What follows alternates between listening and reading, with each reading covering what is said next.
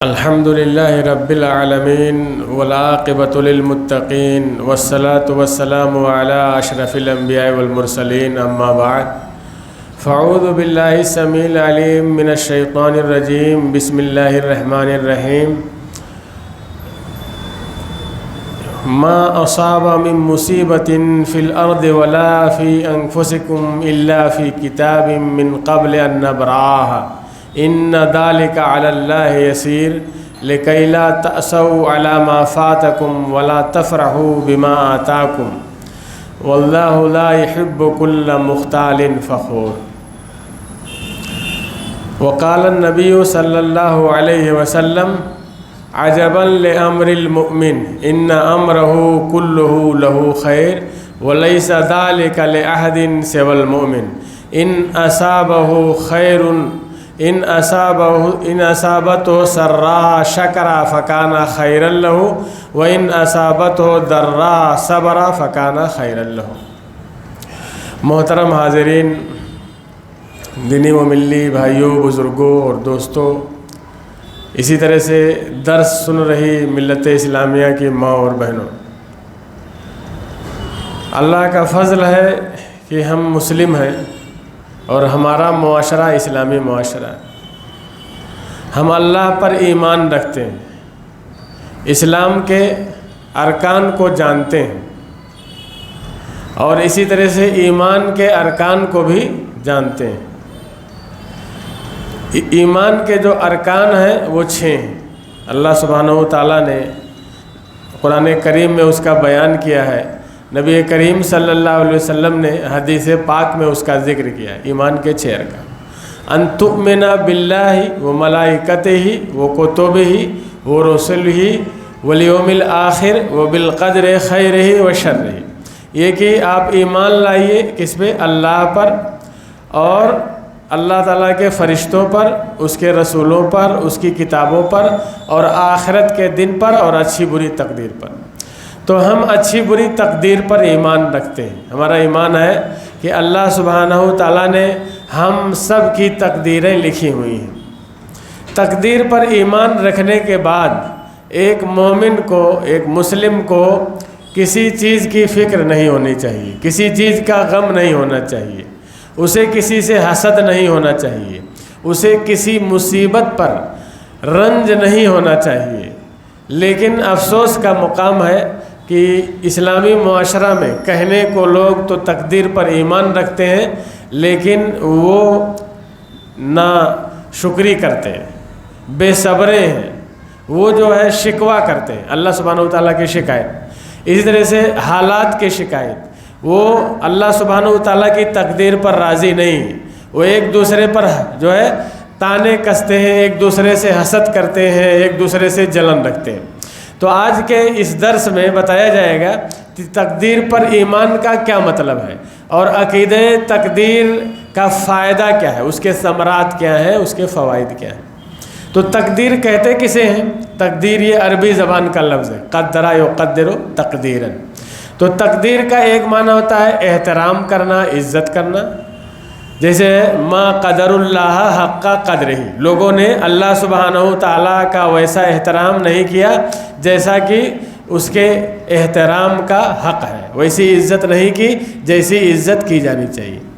اور دوسری چیز ہے قدر یقدر تقدیراً کا معنی اندازہ کرنا، کسی چیز کے بارے میں اندازہ کرنا. اللہ سبحانہ و تعالیٰ فرماتا ہے ان کل شیء خلقناہ بقدر، یقیناً ہم نے ہر چیز ایک اندازے سے پیدا کیا ہے، ایک مقدار میں پیدا کیا ہے. تو جو یہ قدر ہے یہ اندازہ کرنا ہے، ایک متعینہ مقدار میں کسی چیز کو رکھنا ہے، بنانا ہے. تو ہم جو ہے انسان ہیں، ہم مثلاً والد ہیں، ہم اپنے بچے کے بارے میں اندازہ کرتے ہیں. کیا اندازہ کرتے ہیں؟ یہ ہمارا بچہ اچھے ذہن کا مالک ہے، اچھے کردار کا مالک ہے، تو یہ انشاءاللہ زندگی میں آگے بڑھے گا، پڑھے گا، آگے بڑھے گا، اچھے کیریکٹر کا حامل ہوگا، معاشرے میں نام کمائے گا. کسی بچے کے بارے میں ہمارا اندازہ ہوتا ہے کہ یہ بچہ کند ذہن ہے، یہ بچہ شرارتی ہے، یہ بچہ شرارت کے کام، برے کام زیادہ کرتا ہے، یہ بچہ آگے نہیں بڑھ پائے گا.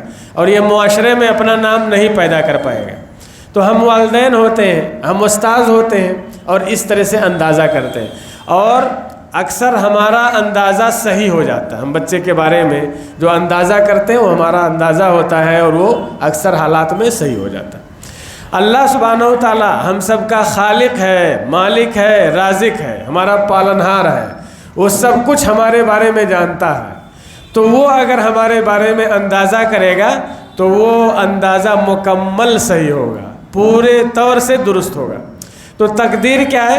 ہمارے بارے میں اللہ سبحانہ و تعالیٰ کا اندازہ، اللہ نے ہمارے بارے میں جو اندازہ کیا، اللہ سبحانہ و تعالیٰ کا ہمارے بارے میں جو علم ہے کہ ہم کیا عمل کریں گے، ہم کس طرح سے زندگی گزاریں گے، اگلے اسٹیپ پر ہم کیا کرنے والے ہیں، آئندہ ہم کیا کریں گے، ہماری وفات ایمان پر ہوگی یا معصیت پر ہوگی، کفر پر ہوگی، شرک پر ہوگی، یہ اللہ سبحانہ و تعالیٰ کو معلوم ہے اور اللہ سبحانہ و تعالیٰ نے اس کو لکھ رکھا ہے۔ تو تقدیر یہی ہے، تقدیر کہتے ہیں مخلوق کے بارے میں، تمام مخلوقات کے بارے میں اللہ سبحانہ و تعالیٰ کا قطعی اور حتمی علم، یعنی ہمارے بارے میں اللہ سبحانہ و تعالیٰ کا جو علم ہے کہ ہم یہ کرنے والے ہیں، یہ بننے والے ہیں، ہم ایمان پر چلنے والے ہیں، ہم کفر و شرک کرنے والے ہیں، ہمارا خاتمہ ایمان، ساری چیزیں اللہ سبحانہ و تعالیٰ جانتا ہے۔ تو مخلوقات کے بارے میں اللہ سبحانہ و تعالیٰ کا جو علم ہے اسے کیا کہتے ہیں؟ اسے تقدیر کہتے ہیں، یہی تقدیر ہے۔ تقدیر کے 4 مراتب ہیں، جو تقدیر ہے اس کے 4 مراتب۔ پہلا مرتبہ یہی ہے علم کا مرتبہ، یعنی اللہ سبحانہ و تعالیٰ جانتا ہے، اللہ سبحانہ و تعالیٰ کا علم پوری کائنات کو محیط ہے، اللہ سبحانہ و تعالیٰ ہر چیز کو جانتا ہے، عالم الغیب والشہادہ، اللہ سبحانہ و تعالیٰ حاضر کو بھی جاننے والا ہے اور غائب کو بھی جاننے والا، اور غائب میں ماضی کے حالات جو گزر چکے، پاسٹ کے جو حالات گزر چکے وہ بھی آتے ہیں، اور فیوچر کے جو حالات ہیں وہ بھی آ رہے ہیں، فیوچر میں کیا ہونے والا ہے وہ سب اللہ سبحانہ و تعالیٰ جانتا ہے، ماضی کا بھی جانتا ہے، مستقبل کا بھی جانتا ہے اور حال کا بھی جانتا ہے۔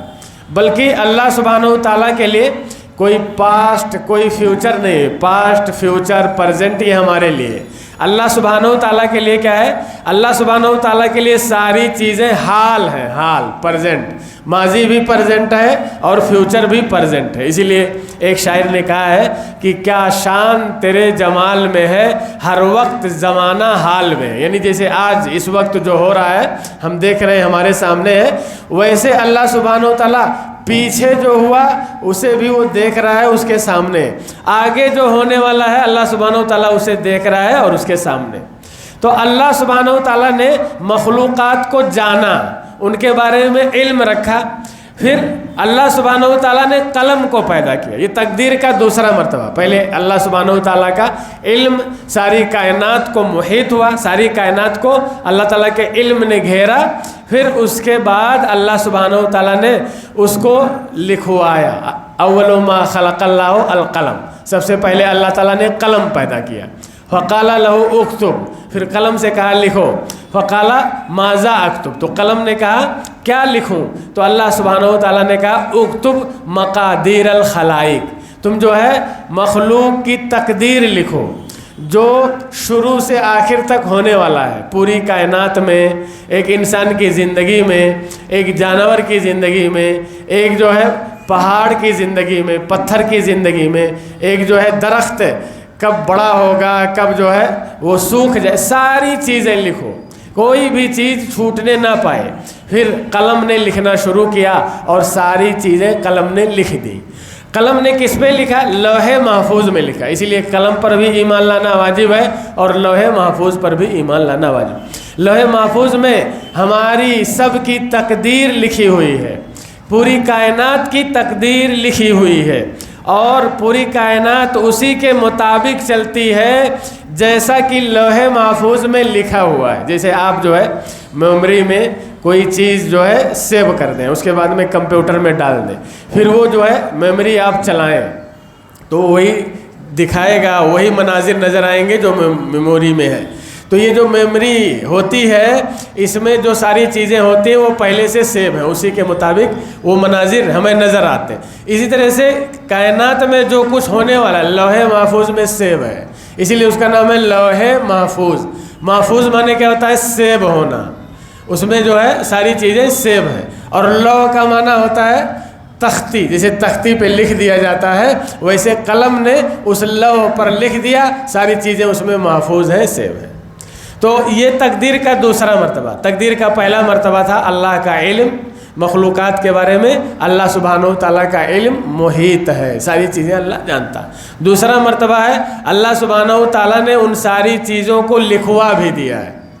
تیسرا مرتبہ کیا ہے تقدیر کا؟ تیسرا مرتبہ ہے مشیت۔ مشیت یعنی اللہ سبحانہ و تعالیٰ کی چاہت، اللہ سبحانہ و تعالیٰ کا ارادہ۔ تو جو مشیت ہے، جو اللہ سبحانہ و تعالیٰ کی چاہت ہے، جو ارادہ ہے، وہ ارادہ ہو کے رہتا ہے۔ اللہ جو چاہتا ہے وہ کرتا ہے، یفعل اللہ ما یشاء۔ اللہ تعالیٰ جو بھی چاہتا ہے وہ کر گزرتا ہے، اللہ کی مرضی کے خلاف ایک پتا بھی ہل نہیں سکتا۔ تو اللہ نے ارادہ کیا، اللہ تعالیٰ کی مشیت جو ہے عمل میں آئی، تو اللہ کی مشیت جب عمل میں آئی، اللہ نے ارادہ کیا، تو اللہ نے کیا کیا؟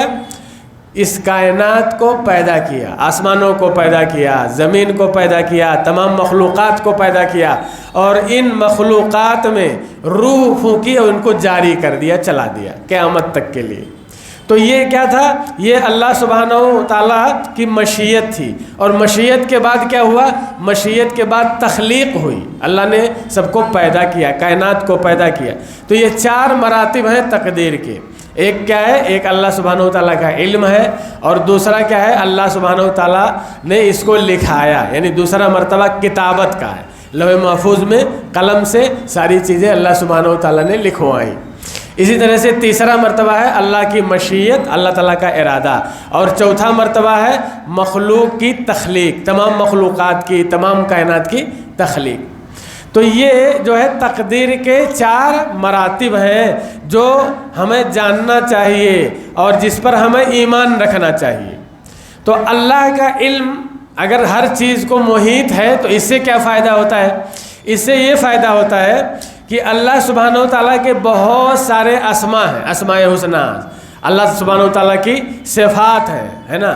اللہ علیم ہے، اللہ عالم ہے، اللہ سبحانہ و تعالیٰ عالم الغیب ہے، اللہ سبحانہ و تعالیٰ بکل شیء علیم ہے، اللہ سبحانہ و تعالیٰ عالم الشان، یہ ساری چیزیں۔ تو اگر ہم تقدیر پر ایمان رکھیں گے کہ ہاں اللہ سبحانہ و تعالیٰ ساری چیزیں جانتا ہے اور اس کو لوح محفوظ میں اس نے لکھ رکھا ہے، تو پھر کیا ہوگا؟ تو ہم یہ بھی مانیں گے کہ اللہ سبحانہ و تعالیٰ کا علم بہت وسیع ہے، پوری کائنات کو وسیع ہے۔ اللہ کا علم جو ہے لا محدود ہے، اللہ سبحانہ و تعالیٰ کا علم اتنا ہے جس کا ہم اندازہ نہیں کر سکتے۔ ایک فرقہ ہے جس کو قدریہ کہتے ہیں۔ قدریہ کیا کرتے ہیں؟ قدریہ جو ہے تقدیر کا انکار کرتے ہیں، تقدیر کو نہیں مانتے۔ تو اگر قدریہ کی طرح کوئی تقدیر کا انکار کر دے تو اس سے کیا لازم آئے گا؟ اس سے یہ لازم آئے گا کہ وہ اللہ سبحانہ و تعالیٰ کی صفات کا، اللہ سبحانہ و تعالیٰ کے اسماء حسنہ کا انکار کر رہا ہے۔ یعنی وہ یہ کہہ رہا ہے کہ اللہ سبحانہ و تعالیٰ نہیں جانتا، جو پیچھے ہوا ہے وہ سب نہیں جانتا، یا آگے جو ہونے والا ہے وہ سب نہیں جانتا۔ اور اللہ سبحانہ و تعالیٰ کے علم کا انکار، اللہ سبحانہ و تعالیٰ کی کسی صفت کا انکار، یہ کیا؟ یہ کفر ہے۔ تو جو تقدیر کا انکار کرے گا وہ اللہ کے اسماء حسنہ کا، اللہ کی صفات کا انکار کرے گا، اللہ کے علم کو محدود مانے گا، تو وہ پھر ایمان سے خارج ہو جائے گا، اسلام سے خارج ہو جائے گا۔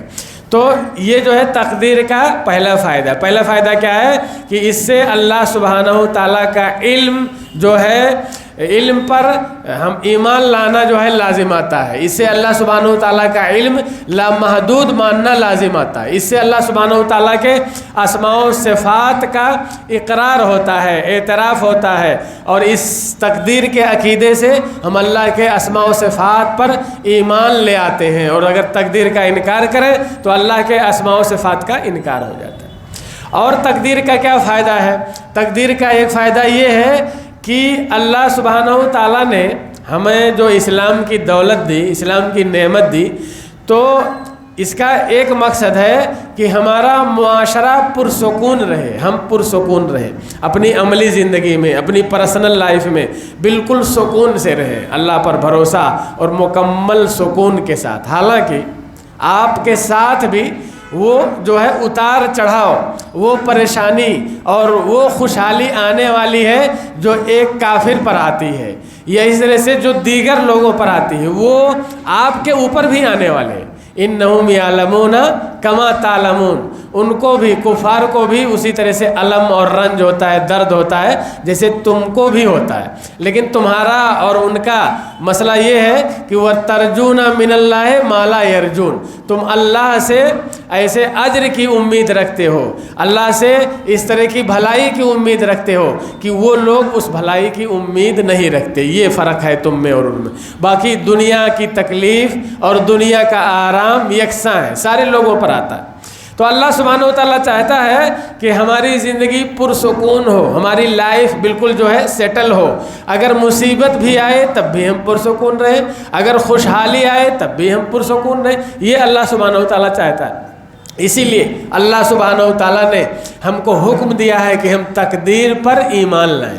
تقدیر پر جب ہم ایمان لائیں گے تو ہم پرسکون رہیں گے۔ تقدیر کا دوسرا فائدہ کیا ہے؟ تقدیر کا جو فائدہ ہے اللہ سبحانہ و تعالیٰ نے سورہ حدید میں بیان فرمایا۔ کیا فرمایا؟ ما اصابکم من مصیبت فی الارض ولا فی انفسکم الا فی کتاب من قبل ان نبرأها، نہیں تم کو پہنچتی ہے کوئی مصیبت، ہے نا، تمہارے نفس میں یا اس زمین میں جو بھی مصیبت آتی ہے، آندھی ہے، طوفان ہے، سیلاب ہے، تمہارے اپنے نفس میں جو تکلیف آتی ہے، بیماری ہے یا اس طرح سے اور دیگر چیزیں ہیں، جو بھی مصیبت آتی ہے الا فی کتاب، مگر یہ ایک کتاب میں ہے، یعنی ایک کتاب میں ہم نے اس کو لکھا ہوا ہے، لوح محفوظ میں ہم نے اس کو لکھا ہوا، من قبل ان نبرأها، قبل اس کے کہ اس مصیبت کو ہم پیدا کریں، اس تکلیف کو ہم اس دنیا میں ظاہر کریں، ظاہر کرنے سے پہلے، پیدا کرنے سے پہلے یہ کتاب میں لوح محفوظ میں لکھا ہوا ہے۔ ان ذالک علی اللہ یسیر، یقیناً یہ اللہ سبحانہ و تعالیٰ پر آسان ہے۔ ایسا کیوں کیا ہم نے؟ لِكَيْ لَا تَأْسَوْا عَلَى مَا فَاتَكُمْ، تاکہ تم افسوس نہ کرو اگر کوئی چیز تم سے فوت ہو جائے۔ لا تاسو، یاس اور غم اور رنج میں نہ مبتلا ہو جاؤ، عَلَى مَا فَاتَكُمْ، ان چیزوں پر جو تم سے چھن جائے، جو تم سے فوت ہو جائے، اس پہ غم نہ کرو۔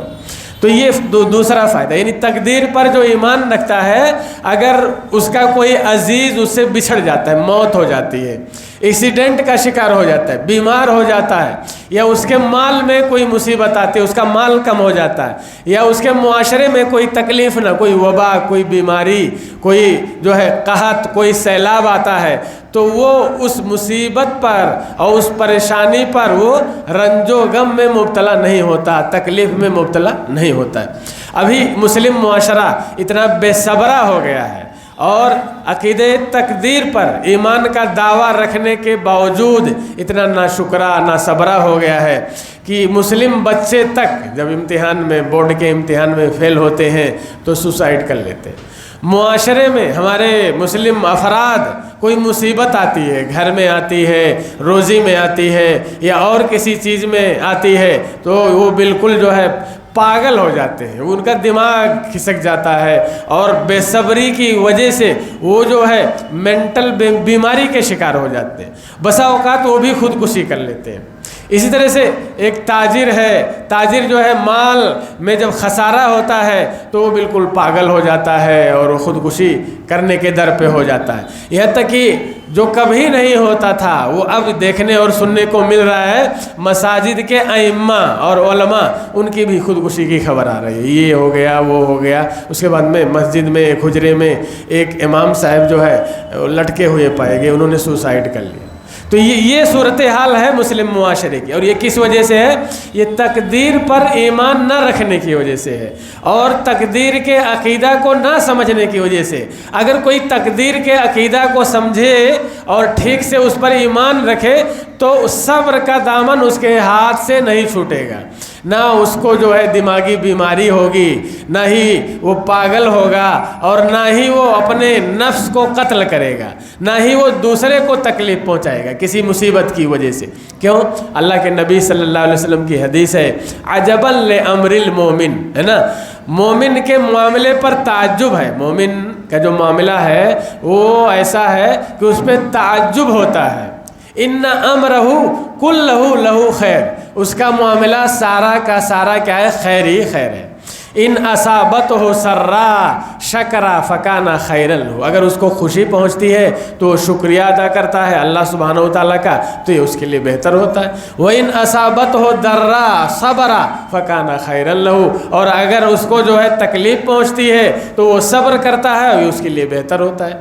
تو مومن کے دونوں حالات اور دونوں حال جو ہے خیر پر مبنی ہوتے ہیں، دونوں حالتیں عمدہ ہوتی ہیں، اچھی ہوتی ہیں۔ اگر کوئی مصیبت پہنچی، کوئی جو ہے برائی پہنچی، کسی کی وفات ہو گئی کسی عزیز کی، تو صبر کے لیے انا للہ و انا الیہ راجعون پڑھا، اور کہا کہ انا للہ ما اخذ ولہ ما آتا، اللہ سبحانہ و تعالیٰ ہی کا تھا جو کہ اس نے لے لیا اور اسی نے یہ دیا تھا، تو جس نے دیا تو وہ لے سکتا۔ تو اب ہم کیا اس پہ جو ہے غم کریں اور کیا افسوس کریں؟ تو غم کی حالت میں وہ خوشی کا اظہار کرتا ہے، اس کا دل مطمئن رہتا ہے، پرسکون رہتا ہے، پریشانی کے عالم میں بھی وہ پرسکون رہتا ہے۔ تو تقدیر کا یہ دوسرا فائدہ، اللہ سبحانہ و تعالیٰ نے جو فرمایا کہ لِكَيْ لَا تَأْسَوْا عَلَىٰ مَا فَاتَكُمْ، تاکہ تم افسوس نہ کرو ان چیزوں پر جو تم سے فوت ہو جائیں، چھن جائیں، یہ تقدیر کا فائدہ ہے۔ ایک جو ہے مومن جو تقدیر پر عقیدہ رکھتا ہے وہ کسی عزیز کے مرنے پر بھی صبر کرتا ہے، مال کے کم ہونے یا چھن جانے پر بھی صبر کرتا ہے، ایک مسلم لڑکا امتحان میں فیل ہو جانے پر بھی صبر کرتا ہے، دوبارہ کوشش کرتا ہے، اور دوبارہ جب کوشش کرتا ہے تو اللہ سبحانہ و تعالیٰ اس کو جو ہے پھر سے نواز دیتا ہے، پھر سے دے دیتا ہے۔ کسی بیٹے کی وفات ہو گئی، اللہ سبحانہ و تعالیٰ دوسری اولاد دیتا ہے۔ یہ دنیا کا کارخانہ ہے، یہ معاملات ایسے ہی چلتے ہیں۔ اگر آپ ایمان والے ہیں تو یہ نہیں ہو سکتا ہے کہ آپ کے ہاتھ میں ہمیشہ لڈو ہی رہے، ہمیشہ آپ کو آرام ہی ملے۔ دنیا کا جو قانون ہے وہ مسلم اور کافر کے لیے یکساں ہے۔ مومن ہے تو ٹھیک ہے، آپ کا ایمان جو ہے مضبوط رہے گا تو مصیبت پر آپ جو ہے صبر کریں گے، مصیبت میں آپ جزا فضا نہیں کریں گے، گھبرائیں گے نہیں، آپ کا دماغ آؤٹ نہیں ہوگا، آپ سوسائڈ نہیں کریں گے۔ لیکن ایسا نہیں ہو سکتا ہے کہ مومن ہے تو مصیبت نہ آئے، مصیبت آتی، لیکن جب مومن پر مصیبت آتی ہے تو وہ مصیبت اس کے گناہوں کا کفارہ ہو جاتی ہے، اس کے گناہوں کا کفارہ۔ یعنی کوئی مومن اگر کسی تکلیف میں مبتلا ہوتا ہے تو اس تکلیف کے بقدر اللہ تعالیٰ اس کے گناہ جھاڑ دیتا ہے۔ یہاں تک کہ بخار میں ایک صحابی کو بخار تھا تو نبی کریم صلی اللہ علیہ وسلم ان صحابی کی عیادت کرنے گئے، تو اللہ کے نبی صلی اللہ علیہ وسلم نے فرمایا لا باسا طہور انشاءاللہ، یعنی کوئی حرج نہیں ہے، انشاءاللہ یہ پاک کرنے والی چیز ہے۔ یعنی یہ بخار تم کو تکلیف دے رہا ہے، اس سے تمہارے گناہ جھڑ جائیں گے اور اس سے تمہارے لیے نیکیاں اکٹھا ہوں گی۔ جو تکلیف مومن کو پہنچتی ہے یہاں تک کہ اس کے پیر میں کانٹا چبھ جائے اور وہ اس پہ صبر کرتا ہے اور اللہ کے فیصلے پر خوشی کا اظہار کرتے ہیں، اللہ کا فیصلہ تھا کہ مجھ کو کانٹا چبھ جائے، اللہ کا فیصلہ تھا کہ مجھ کو بیماری لاحق ہو جائے، اللہ کا فیصلہ تھا کہ میرا عزیز فوت ہو جائے، اس پہ رضا کا اظہار کرتا ہے، تو اللہ سبحانہ و تعالیٰ کیا کرتا ہے؟ اس کے لیے بہت ساری نیکیاں لکھ دیتا ہے آخرت میں، اس کے لیے جو ہے نیکیوں کا ذخیرہ جو ہے ہو جاتا ہے اور اس کا درجہ بلند ہو جاتا ہے۔ اور ایک کافر پر یا ایسے شخص پہ جو تقدیر پر ایمان نہیں رکھتا، جو مصیبت پر صبر نہیں کرتا، جب اس کو تکلیف پہنچتی ہے تو اس کے لیے ذلت ہی ذلت ہے۔ یعنی یہاں پہ تکلیف پہنچی اور وہ تکلیف بھی جھیل رہا ہے اور وہاں پر اس کے لیے کچھ اجر بھی نہیں ہے اور اس کے کوئی گناہ بھی نہیں جھڑ رہے ہیں، تو تکلیف خالی تکلیف ہی ہے، اس کا کوئی فائدہ نہیں ہے، نہ آخرت میں نہ دنیا میں۔ اور مومن کی جو تکلیف ہوتی ہے اس کا فائدہ ہوتا ہے، دنیا میں فائدہ ہوتا ہے، اس کے گناہ جھڑ جاتے ہیں، آخرت میں فائدہ ہوگا، اس کے درجات بلند ہوں گے اور اس کی نیکیاں جو ہے بڑھ جائیں گی۔ تو اسی لیے اللہ سبحانہ و تعالیٰ نے تقدیر پر ایمان لانے کا حکم دیا، لِكَيْ لَا تَأْسَوْا عَلَىٰ مَا فَاتَكُمْ، تاکہ تم افسوس نہ کرو اگر کوئی چیز تم سے فوت ہو جائے، کوئی مصیبت تم پر نازل ہو جائے۔ دوسرا فائدہ تیسرا فائدہ کیا ہے؟ وَلَا تَفْرَحُوا بِمَا آتَاكُمْ، اور تم اتراؤ نہیں، گھمنڈ نہ کرو اگر تم کو کوئی نعمت مل جائے. یعنی ایک طرف تو یہ ہے کہ تکلیف بھی آتی ہے اور آرام بھی آتا ہے، تو تکلیف میں صبر کرنا ہے، اور آرام اگر مل جائے، دولت مل جائے، شہرت مل جائے، کوئی رتبہ مل جائے، اقتدار مل جائے، اختیار مل جائے، تو اس پہ آدمی اتراتا نہیں. جو تقدیر پر ایمان نہیں رکھتا، جو مومن نہیں ہوتا، وہ کیا کہتا ہے؟ جیسے قارون کہتا ہے. قارون کے پاس بہت سارے خزانے تھے اور وہ بنی اسرائیل سے تھا. موسیٰ علیہ السلام کانا من قوم موسیٰ فبغى علیہم، یہ موسیٰ علیہ السلام کی قوم سے تھا، لیکن یہ اپنی قوم پر باغی ہو گیا، یہ اپنی قوم سے نکل گیا، فرعون سے مل گیا. اس کے پاس بہت ساری دولت تھی، یہاں تک کہ جو ہے اونٹوں کا ایک جو ہے قافلہ، ایک لمبی تعداد اس کے خزانوں کی چابیاں جو ہے لے کے چلتی تھیں. تو اب اس کے اندر غرور آ گیا، میرے پاس اتنی دولت ہے، تو غرور آ گیا. تو وہ کیا کہتا تھا؟ انما اوتیتہ علی علم، میں نے یہ جو دولت حاصل کی ہے وہ میرے پاس آئیڈیا تھا تب یہ میں نے دولت حاصل کی ہے، میرے پاس کمانے کا ہنر تھا تب میں نے جو ہے یہ دولت اور یہ مال حاصل کیا ہے، رتبہ حاصل کیا ہے. تو اس میں کسی کا کیا دخل؟ اب چونکہ میرے پاس مال ہے، میرے پاس رتبہ ہے، میرے پاس دولت ہے، تو اب چاہے جو کروں، مجھے اختیار ہے. جس کے پاس اتنے وسائل ہوتے ہیں وہ کچھ بھی کر سکتا ہے، تو میں کچھ بھی کر سکتا ہوں. تو اس نے اللہ سبحانہ و تعالیٰ کے ساتھ کفر کیا. قارون نے اللہ سبحانہ و تعالیٰ کے ساتھ کفر کیا تو اللہ نے اس کو زمین میں دھسا دیا. تو اگر آپ تقدیر پر ایمان رکھیں گے اور آپ کو بہت ساری دولت مل جائے، آپ امبانی بن جائیں، اڈانی بن جائیں، تو تقدیر پر ایمان رکھنے کا فائدہ یہ ہوگا کہ آپ غرور نہیں کریں گے، آپ اترائیں گے نہیں، آپ گھمنڈ نہیں کریں گے، اور گھمنڈ کی وجہ سے آپ جو ہے دین سے نکلیں گے نہیں، اسلام سے نکلیں گے نہیں، اللہ کے ساتھ کفر نہیں کریں گے، بلکہ آپ کہیں گے کہ اللہ سبحانہ و تعالیٰ نے یہ دولت جو مجھ کو دی ہے، یہ رتبہ جو دیا ہے، یہ شہرت جو دی ہے، یہ کیا ہے؟ یہ اس نے میرے لیے لکھ رکھا تھا، یہ اللہ کی عنایت ہے، اللہ کی مہربانی ہے. ورنہ بہت سارے لوگ میرے جیسے ہیں اور ان کے پاس بھی دماغ ہے اور ان کے پاس بھی آئیڈیاز ہیں، ان کے پاس بھی طریقے ہیں، وہ جو ہے طرح طرح کے فارمولے اپناتے ہیں، طرح طرح کا بزنس کرتے ہیں، طرح طرح کی کمپنیاں کھولتے ہیں، لیکن سب کی کمپنی کامیاب نہیں ہوتی ہے، سب کا بزنس کامیاب نہیں ہوتا. حالانکہ ان کے پاس بھی دماغ ہے، ان کے پاس بھی روپیہ. میرا جو بزنس کامیاب ہوا وہ اس لیے کہ اللہ کی رحمت ہے، اللہ کا دین ہے، اللہ نے لکھ رکھا تھا میرے لیے، اسی لیے میرا بزنس کامیاب ہو. تو یہ تقدیر کا تیسرا فائدہ. تقدیر کا تیسرا فائدہ یہ ہے کہ اگر آدمی بڑا ہو جائے، اس کو شہرت مل جائے، اقتدار مل جائے، اختیار مل جائے، تو وہ جو ہے آپے سے باہر نہیں ہوتا ہے، وہ جو ہے گھمنڈ نہیں کرتا ہے، وہ اتراتا نہیں ہے، وہ کفر نہیں کرنے لگتا ہے، وہ لوگوں کو حقیر نہیں سمجھتا بلکہ تواضع اختیار کرتا ہے، جھک کے رہتا ہے اور کہتا ہے کہ ذالک من فضل اللہ، یہ اللہ تعالیٰ کی مہربانی سے ہے، میں نے تو کوشش کی تھی، نتیجہ تو اللہ نے دیا. بہت سارے لوگ کوشش کرتے ہیں اور ناکام ہو جاتے ہیں، میں بھی ناکام ہو سکتا تھا لیکن اللہ کی مہربانی کہ اس نے مجھے کامیاب کر دیا. تو یہ عقیدہ تقدیر کا تیسرا فائدہ ہے. اس کے علاوہ عقیدہ تقدیر کا چوتھا فائدہ کیا ہے؟ عقیدہ جو ہے توحید تقدیر کا چوتھا فائدہ ہے حسد. حسد سے اجتناب. ہمارے معاشرے میں بہت سارے لوگ ایسے ہیں کہ جو دوسروں سے حسد کرتے ہیں کیونکہ وہ مال میں بڑا ہے، وہ جو ہے علم میں بڑا ہے، وہ رتبے میں بڑا ہے، وہ شہرت میں بڑا ہے، وہ سیاست میں بڑا ہے، آپ حسد کرتے ہیں. جو دوسرے سے حسد کرتا ہے اس کا مطلب یہ ہے کہ وہ اللہ سبحانہ و تعالیٰ کی تقسیم پر اعتراض کرتا ہے. جو دوسرے سے حسد کرتا ہے وہ کیا سوچتا ہے کہ اس کو دولت مل گئی ہے، مجھ کو نہیں ملی، تو یہ چیز ٹھیک نہیں ہے، یہ چیز اچھی نہیں ہے، اس کو دولت نہیں ملنی چاہیے، اس کی دولت، اس کی نعمت زائل ہو جانی چاہیے. دو چیز ہوتی ہے، ایک حسد ہوتا ہے، ایک رشک ہوتا ہے. تو حسد میں کیا تمنا کی جاتی ہے کہ فلاں کو اللہ نے جو اولاد دی ہے، جو مال دیا ہے، جو رتبہ دیا ہے، جو شہرت دی ہے، وہ زائل ہو جائے، ختم ہو جائے. اور رشک میں کیا ہوتا ہے؟ رشک میں یہ ہوتا ہے کہ کہتا ہے بندہ کہ اے اللہ جیسے فلاں کو تو نے علم دیا ہے، دولت دی ہے، شہرت دی، ویسے مجھے بھی مل جائے. یعنی اس کو جو ملی ہے وہ چیز اس کے پاس رہے.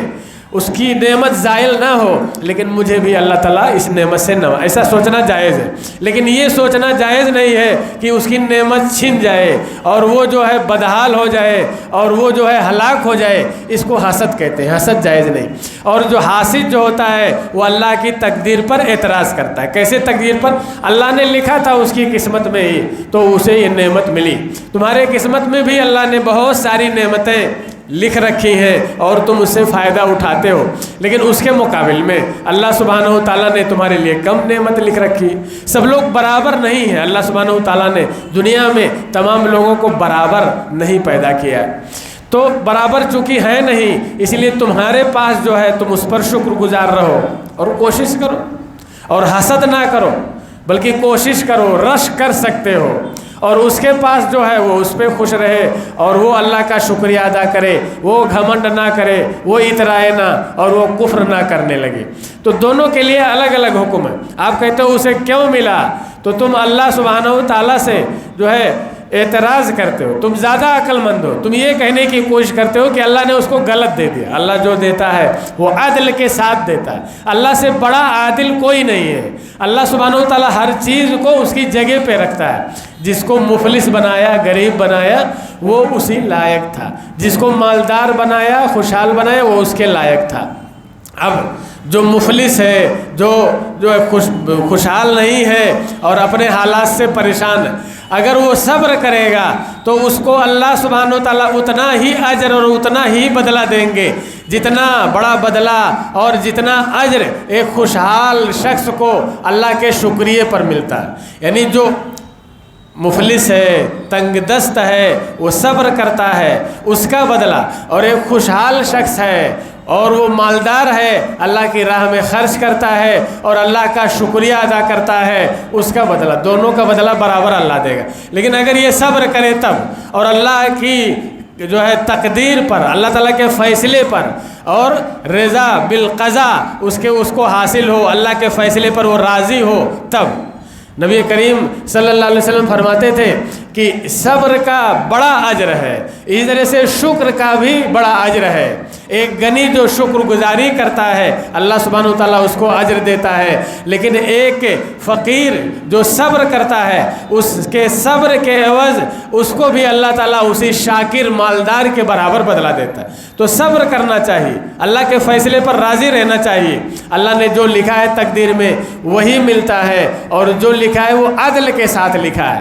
تو یہ کیا ہے؟ تقدیر کا چوتھا فائدہ ہے کہ آدمی حسد سے دور رہتا ہے اور حسد نہیں کرتا، بلکہ وہ اپنے آپ میں خوش رہتا ہے، اور بھی اس کے پاس بہت ساری نعمتیں ہوتی ہیں جو اس مالدار کے پاس نہیں ہیں۔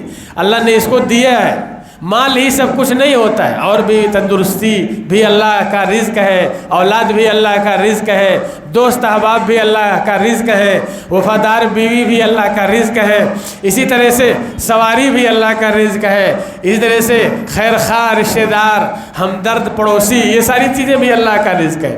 بہت ساری چیزیں آپ کے پاس ہیں جو اس کے پاس نہیں۔ تو آپ کو اپنے حال پہ اللہ سبحانہ و تعالیٰ کا شکریہ ادا کرنا چاہیے اور اپنے حال پر صبر کرنا چاہیے۔ یہ ہم کو عقیدہ تقدیر سکھاتا ہے، تقدیر ہم کو اس کی دعوت دیتی۔ اگر ہم ایسا کریں گے تو ہم تقدیر کے فوائد سے جو ہے بہرہ اندوز ہو رہے ہیں، لطف اٹھا رہے ہیں، فائدہ اٹھا رہے ہیں عقیدہ تقدیر سے۔ اور اگر ہم ایسا نہیں کر رہے تو خالی نام کو ہم تقدیر پر ایمان رکھتے ہیں، لیکن پریکٹیکل اپنی عملی زندگی میں ہمارا حال یہ ہے کہ ہم جو ہے تقدیر جس چیز کا ہم سے تقاضا کرتی ہے وہ ساری چیزیں ہم نہیں کر رہے، اور ہم جو ہے راستے سے ہٹ گئے ہیں۔ ہم کو پھر سے تقدیر پر ایمان لانے کی ضرورت ہے۔ تقدیر جو ہے اللہ سبحانہ و تعالیٰ نے جو ہمارے لیے لکھا اس کے جو ہے 4 مراتب، علم ہے، کتابت ہے، مشیت ہے اور تخلیق ہے۔ اس کے علاوہ جو اللہ سبحانہ و تعالیٰ نے تقدیر کو مختلف اوقات میں جاری فرمایا تفصیل کے ساتھ، اجمالی تقدیر، اجمالی یعنی اختصار کے ساتھ اللہ سبحانہ و تعالیٰ نے جو تقدیر ہمارے لیے جو ہے مقرر کیا اس کے 4 درجات، علم، کتابت، مشیت اور تخلیق، اور تفصیل کے ساتھ اس کے 5 درجات ہیں۔ تفصیل کے ساتھ تفصیل کے ساتھ 5 درجات کیا ہیں؟ ایک جو ہے تقدیر ازلی یعنی وہ تقدیر جو اللہ نے کائنات کو پیدا کرنے سے پہلے لکھ دیا تھا، قلم کو حکم دیا تھا اور قلم نے وہ ساری چیزیں لکھ دی تھی جو کائنات کے ختم ہونے تک ہونے والی، وہ ساری چیزیں لکھی، وہ تقدیر ازلی۔ اور اسی طرح سے ایک جو ہے تقدیر عمری، بلکہ 2 تقدیر عمری۔ ایک تقدیر عمری کیا ہے؟ عالم ارواح کی تقدیر عمری، جب اللہ سبحانہ و تعالیٰ نے آدم علیہ السلام کی پیٹھ سے ہم سب کو پیدا کیا اور ہم سب سے میثاق لیا، عہد لیا، الست بربکم، کیا میں تمہارا رب نہیں ہوں؟ تو ہم نے کہا کہ بلا، ہاں کیوں نہیں، یقیناً تو ہمارا رب ہے۔ تو وہاں پر بھی اللہ سبحانہ و تعالیٰ نے ہماری تقدیر لکھ دی تھی، کچھ اچھے تھے کچھ برے تھے، وہیں پہ جو ہے گروپ بندی ہو گئی تھی، اللہ سبحانہ و تعالیٰ نے سارے لوگوں کو وہاں پر جدا جدا کر دیا تھا۔ اور تیسری تقدیر بھی تقدیر عمری ہے، لیکن یہ تقدیر عمری جو ہے ماں کے پیٹ میں لکھی جاتی ہے۔ حدیث میں ہے کہ یجمع احدکم خلقہ فی بطن امہ، یعنی تم میں سے ہر شخص کی تخلیق اس کی ماں کے پیٹ میں جو ہے جمع کی جاتی ہے۔ وہ جو ہے 40 دن تک نطفہ رہتا ہے، پھر 40 دن تک علقہ رہتا ہے، پھر 40 دن تک مضغہ رہتا ہے، پھر اس کے بعد میں فرشتہ بھیجا جاتا ہے۔ فرشتہ جو ہے اس کے اندر روح جو ہے پھونکتا ہے، پھر وہ اللہ سے پوچھ کر لکھ دیتا ہے نا؟ کیا لکھتا ہے؟ کم رزق ہو، کتنا ہوگا اس کا رزق، اس کی روزی کتنی ہوگی، کم عمر ہو، اس کی عمر کتنی ہوگی، اور اشقیون ام سعید، وہ بدبخت ہوگا یا نیک ہوگا، وہ پیٹ ہی میں لکھ دیا جاتا ہے۔ تو یہ بھی تقدیر عمری ہے۔ اور جب انسان کی پیدائش ہونے کو ہوتی ہے، ہم سب اپنی ماں کے پیٹ میں ہوتے ہیں، تو اسی وقت لکھ دیا جاتا ہے کہ ہم جو ہے کتنی عمر پائیں گے، ہمارا رزق کشادہ ہوگا یا تنگ ہوگا، اور ہماری عمر کتنی ہوگی، یہ ساری چیزیں۔ اور اس کے ساتھ ساتھ ہم نیک ہوں گے یا برے ہوں گے، سعید ہوں گے یا شقی ہوں گے، یہ ساری چیزیں لکھ دی جاتی ہیں۔ تو یہ جو ہے تقدیر عمری ہے جو ماں کے پیٹ میں لکھی جاتی ہے۔ اور ایک تقدیر عمری تھی جو میثاق کے وقت عالم ارواح میں آدم علیہ السلام کی پیٹھ سے ہم سب کو اللہ نے نکالا تھا اور گروپنگ کر دی تھی، الگ الگ گروپ، نیک لوگوں کا الگ گروپ، برے لوگوں کا الگ گروپ، نبیوں کا الگ گروپ۔ تو نبی جو ہے چراغ کی طرح چمکتے تھے، ان کا چہرہ چمکتا تھا، اور برے لوگ وہیں پر الگ ہو گئے تھے، نیک لوگ وہیں پر الگ ہو گئے تھے۔ اچھا، یہ جو ہے تقدیر عمری جو ماں کے پیٹ میں، یہ تیسری تقدیر۔ اور چوتھی تقدیر کیا ہے؟ تقدیر حولی، یعنی سال میں ایک بار تقدیر لکھی جاتی۔ تو سال میں جو تقدیر لکھی جاتی ہے کب لکھی جاتی ہے؟ لیلۃ القدر میں لکھی جاتی ہے۔ لیلۃ القدر میں سورہ دخان میں ہے فیہا یفرق کل امر حکیم، یعنی اس رات میں لیلۃ القدر میں جو ہے ہر حکمت والے معاملے کا فیصلہ کیا، یعنی کیا ہوتا ہے؟ لوح محفوظ سے جو لکھا ہوا ہے وہاں سے حکم لے کر کے فرشتے کو دے دیا جاتا ہے، سال بھر کے احکامات، یعنی اس سال کون مرے گا، کون پیدا ہوگا، یہاں تک کہ کون حج کرے گا، اور کون جو ہے نیک بخت ہوگا، کون بدبخت، ساری چیزیں فرشتے کو بتا دی جاتی۔ تو یہ تقدیر حولی ہے، تقدیر حولی یعنی سال بھر کی تقدیر، یہ چوتھی تقدیر ہے۔ اسی طرح سے تقدیر یومی بھی ہے، تقدیر یومی یعنی دن کی تقدیر۔ تو اس کی دلیل ہے کل یومن ہوا فی شان، سورہ رحمان میں ہے کل یومن ہوا فی شان۔ اللہ سبحانہ و تعالیٰ ہر دن کسی نہ کسی مشغلے میں رہتا ہے، کسی نہ کسی کام میں رہتا ہے۔ تو وہ کام کیا ہے؟ وہ یہ ہے کہ اللہ سبحانہ و تعالیٰ کسی کو مارتا ہے، کسی کو جلاتا ہے، کسی کو جو ہے اچھا کرتا ہے، کسی کو بیمار کرتا ہے، یہ روزانہ کرتا رہتا ہے۔ تو یہ تقدیر یومی ہے۔ تو یہ تقدیر کی جو ہے تفصیلی حالت ہے، تفصیلی بیان، یعنی تفصیل کے ساتھ اگر تقدیر کا بیان کریں گے تو تقدیر کی 5 قسمیں ہوں گی، اور اجمال کے ساتھ تقدیر کا بیان کریں گے تو تقدیر کے 4 مراتب۔ تو یہ تقدیر کی تفصیل ہے، اور یہ جو ہے تقدیر کا فائدہ ہے۔ ایک اور اس میں مسئلہ ہے، وہ اہم مسئلہ ہے، بہت سارے لوگ جو گناہ کرتے ہیں، گناہ کر لیا اس کے بعد میں تقدیر کا بہانہ بناتے ہیں کہ تقدیر میں ایسے لکھا تھا تب میں نے گناہ کیا۔ نماز کے لیے کہو تو نماز کے لیے نہیں جاتے ہیں، لیکن یہ ہے کہ نماز کا جب وقت ختم ہو جاتا ہے تو بولتے ہیں کہ اگر اللہ نے ہمارے لیے ایسا لکھا ہوتا تو ہم ضرور جاتے. اللہ نے لکھا ہی نہیں ہے کہ ہم مسجد میں جائیں نماز پڑھیں. ٹھیک ہے. کفار مکہ بھی ایسے کہتے تھے. کیا کہتے تھے؟ وَلَوْ شَاءَ اللَّهُ مَا عَبَدْنَاهُمْ. اگر اللہ چاہتا تو ہم بتوں کی پوجا نہیں کرتے. یعنی اللہ ہی نے تو لکھا ہے کہ ہم بتوں کی پوجا کریں. تو یہ جو تقدیر سے گناہ پر استدلال ہے یہ صحیح نہیں ہے. کیوں نہیں صحیح ہے؟ اب آپ سوچیے ایک آدمی ہے جو ہوٹل پہ بیٹھا ہوا ہے, گھر میں بیٹھا ہوا, اور اذان کی آواز آ رہی ہے. آپ کہہ بھی رہے ہیں کہ آپ مسجد چلیے, وہ مسجد نہیں جا رہا, اور اس ٹائم پہ جب وہ نہیں جا رہا ہے, اللہ کی نافرمانی کر رہا ہے, تو اس ٹائم پہ اس کو علم نہیں ہے کہ تقدیر میں کیا لکھا ہوا ہے. تقدیر اس نے دیکھا نہیں ہے, لوح محفوظ دیکھا نہیں ہے کہ اس میں وہ لکھا ہوا پائے کہ اللہ نے لکھا ہے کہ فلاں اس وقت یہ نماز پڑھنے نہیں ہے. وہ تقدیر نہیں دیکھتا ہے, اس کو کچھ علم نہیں. وہ بیٹھا ہے اور تقدیر کے بارے میں اسے علم نہیں ہے کہ کیا لکھا ہوا ہے. اور وہاں پر جب وہ بیٹھا رہتا ہے تو وہ کسی دوسری وجہ سے نہیں جاتا. تقدیر میں لکھے ہونے کی وجہ سے نہیں جاتا, وہ کسی دوسری وجہ سے. اور دوسری وجہ کیا ہوتی ہے؟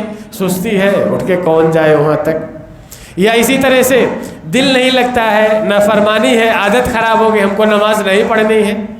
یا اسی طرح سے کسی ایسے مشغلے میں بزی ہیں, ایسے کام میں بزی ہے کہ اس کو چھوڑ کے نہیں جا سکتے. بزنس کر رہے ہیں, اس طرح سے میچ دیکھ رہے ہیں, یا کسی سے بات کر رہے ہیں تو اس کو چھوڑ کے. تو یعنی وہ جو نہیں جا رہا ہے اس کی وجہ وہ جانتا ہے. وجہ کیا ہے؟ سستی ہے نا, میچ دیکھنا ہے, دھندا کرنا ہے, کسی سے بات, اس وجہ سے وہ نہیں جا رہا ہے. اور تقدیر میں کیا لکھا ہے وہ اس وقت نہیں جانتا تھا اس ٹائم پہ. اور اس کے بعد میں جب اس نے نماز ترک کر دی تو اس نے کہہ دیا کہ تقدیر میں نہیں لکھا تھا اسی لیے میں نہیں گیا. ٹھیک ہے. تو یہ چیز جو ہے انتہائی غلط ہے. اس طرح سے آپ استدلال نہیں کر سکتے. کیوں نہیں کر سکتے؟ کیونکہ آپ جو ہے ایک جرم کرتے ہیں, ایک برائی کرتے ہیں, اور وہ اپنی آزادی سے کرتے ہیں, اپنی مرضی سے کرتے ہیں, اور آپ کو علم بھی نہیں ہوتا ہے کہ تقدیر میں ایسا لکھا ہوا ہے, اور اس کے بعد بھاگنے کے لیے, بہانہ بنانے کے لیے, اور اس گناہ سے بچنے کے لیے کہہ دیتے ہیں کہ تقدیر میں ایسا لکھا تھا اس لیے ہم نے یہ گناہ کیا. تو یہ غلط ہے. یہ عذر قبول نہیں ہے. عذر کب قبول ہوتا؟ اللہ تعالیٰ کب مانتا؟ جب تقدیر دیکھ کے آپ وہ گناہ کرتے, تقدیر کا لکھا دیکھ کے, اور اسی وجہ سے وہ گناہ کرتے. بزنس کی وجہ سے نہیں, کسی سے بات کرنے کی وجہ سے نہیں, سستی کی وجہ سے نہیں, اور کسی وجہ سے نہیں. تو اگر کوئی برائی پر تقدیر سے استدلال کرتا ہے تو اس کا استدلال صحیح نہیں ہے. اسلاف جو ہے گناہ کر کے, برائی کر کے تقدیر سے استدلال نہیں کرتے تھے, بلکہ گناہ کرتے تھے تو کہتے تھے کہ ھذا من نفسی و من الشیطان, یہ میرے نفس کی طرف سے ہے اور شیطان کی طرف سے. لیکن جب کوئی نیکی کرتے تھے تو کہتے تھے کہ ھذا من اللہ, تو اپنے لیے نہیں لیتے تھے تاکہ فخر نہ آ جائے, غرور نہ آئے. کہتے تھے یہ جو عمل میں نے کیا ہے اللہ کی مہربانی, اللہ کی توفیق ہے, اللہ نے توفیق دی, اللہ نے مہربانی کی, تب میں نے یہ نیک عمل کیا, میں نے تلاوت کی, میں نے روزے رکھے, میں نے صدقہ و خیرات دیا. لیکن جب برائی کرتے تھے تو گناہ ہو جاتا تھا جانے انجانے میں, تو کہتے تھے ھذا من نفسی و من الشیطان, یہ میرے نفس کی طرف سے ہے اور یہ شیطان کی طرف سے ہے. تو یہ طریقہ تھا سلف کا, اور ہم اس کا الٹا کرتے ہیں. یعنی ایک برائی کرتے ہیں تو کہتے ہیں کہ اللہ کی طرف سے, اللہ نے لکھ رکھا تھا تب ہم نے برائی کیا. اور نیکی کرتے ہیں تو اپنی پیٹھ ٹھوکنے لگے, ہم نے کیا, ہم نے صدقہ کیا, ہم نے نماز پڑھی, ہم نے زکوٰۃ دی. تو یہ طریقہ سلف کا نہیں ہے. تقدیر کے بارے تقدیر کے بارے میں طریقہ یہ ہے کہ نیکی کرو تو اس کی نسبت اللہ کی طرف کرو کہ اللہ نے توفیق دی تو ہم نے کیا, اور برائی کرو تو اپنا قصور مانو, اپنے نفس کا قصور مانو, شیطان کا قصور مانو, اللہ کا قصور نہ مانو.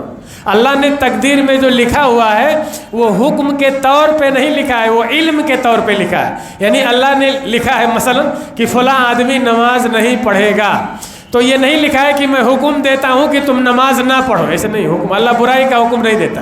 ان اللہ لا یامر بالفحشاء, کیسے لکھا ہے؟ لکھا ہے کہ میں جانتا ہوں کہ یہ آدمی نماز نہیں پڑھنے جائے گا, علم کے طور پہ لکھا ہے، حکم کے طور پہ نہیں لکھا ہے۔ اور ہم جب برائی کرتے ہیں تو ہم کو کچھ عطا پتہ نہیں رہتا ہے کہ کیا لکھا رہتا ہے، ہم دوسری وجہ سے برائی کرتے ہیں، پھر بہانہ بناتے ہوئے، فرار کا راستہ اختیار کرتے ہوئے ہم اللہ کی طرف منسوب کر دیتے ہیں، تقدیر کی طرف منسوب کر دیتے ہیں۔ وقت زیادہ ہو گیا ہے، تو یہ مطلب تقدیر کے متعلق چند باتیں تھیں۔ تقدیر کیا ہے؟ تقدیر یہ ماننا ہے کہ اللہ کا علم ہر شے کو محیط ہے، ساری چیزوں کو گھیرے ہوئے، جو ہو چکی اور جو ہونے والی اور جو ہو رہی۔ تقدیر یہ ہے کہ ہم مانتے ہیں کہ اللہ نے وہ ساری چیزیں لوح محفوظ میں لکھ رکھی، اور ہم یہ مانتے ہیں کہ اللہ نے ارادہ کیا اور اسی نے ساری چیزیں پیدا کی اور ان ساری چیزوں کو اسی کے مطابق جاری فرمایا جیسا کہ اللہ سبحانہ و تعالیٰ نے لوح محفوظ میں لکھ رکھا۔ اور تقدیر کا فائدہ یہ ہے کہ ہم اللہ کے اسماء و صفات پر ایمان رکھیں۔ اللہ علیم ہے، عالم الغیب و شہادہ، اس پر ایمان رکھیں۔ اگر تقدیر پر ہم ایمان نہیں رکھتے تو اللہ تعالیٰ کے علم پر ہم جو ہے اعتراض کریں گے کہ اللہ آگے کی چیز نہیں جانتا، اور یہ کفر ہے۔ اور تقدیر کا فائدہ ہے کہ اگر کچھ ہم سے فوت ہو جائے، کوئی مصیبت آئے، کوئی تکلیف آئے، تو اس پہ ہم رنج نہ کریں، بلکہ کہیں قدر اللہ ما شاء اللہ فعل، یہ تقدیر تھی، اللہ نے لکھا تھا اور اللہ نے جو چاہا کیا، اس پہ صبر رکھیں اور پھر سے کوشش کریں۔ اور اس طرح سے تقدیر کا فائدہ ہے کہ اگر کوئی اچھائی، خوشحالی، مال، دولت، اقتدار، اختیار نصیب ہو جائے تو ہم اس پر اترائیں نہیں، گھمنڈ نہ کریں اور ہم کفر نہ کرنے لگ جائیں، بلکہ ہم عاجزی اختیار کریں کہ اللہ کی طرف سے ملا ہے، اللہ کی رحمت ہے۔ بہت سارے لوگ کوشش کرتے ہیں، میرے جیسا دماغ بہت سارے لوگوں کے پاس ہے، لیکن اللہ کی رحمت ہے کہ اس نے مجھے کامیاب کر دیا، بہت سارے لوگ ناکام ہو جاتے ہیں۔ اسی طرح سے تقدیر کا فائدہ ہے رضا بالقضاء، یعنی تقدیر پر، اللہ کے قضاء و قدر پر راضی رہیں، کسی سے حسد نہ کریں۔ اللہ نے اس کے لیے جو لکھ رکھا تھا اس کو دیا، اور میرے لیے اس نے جو لکھا ہے وہ مجھے مل رہا ہے، ہم اس پر اللہ کا شکر کریں گے۔ کوئی تکلیف تنگی محسوس ہوگی تو اس پہ صبر کریں گے اور اللہ سے اجر کی امید رکھیں گے، یہ تقدیر کا فائدہ ہے۔ تو ان فوائد سے ہم کو لطف اندوز ہونا چاہیے، ہماری زندگی پرسکون ہونی چاہیے، دونوں حالتوں میں ہمارے لیے بھلائی ہونی چاہیے۔ اگر ہم کو خوشحالی پہنچے تو ہم شکر کریں اور ہمارے لیے اچھا رہے، اور اگر کوئی تکلیف پہنچے تو ہم صبر کریں اور ہمارے لیے بہتر رہے، دنیا میں بھی اور آخرت میں بھی۔ بالکل ایک مومن کی زندگی پرسکون ہوتی ہے ہر حالت میں، وہ گھبراہٹ میں مبتلا نہیں ہوتا، سوسائڈ نہیں کرتا، وہ تکلیف میں ہمیشہ جو ہے مبتلا نہیں رہتا، غم اور ٹینشن اس کا شیوا نہیں ہے۔ اللہ سبحانہ و تعالیٰ ہمیں عقیدہ تقدیر کو سمجھنے، اس پر ایمان رکھنے اور اس کے جو ہے فوائد کو سمجھنے اور اسی کے مطابق عمل کرنے کی توفیق دے، آمین۔ وآخر دعوانا الحمدللہ رب العالمین۔ السلام۔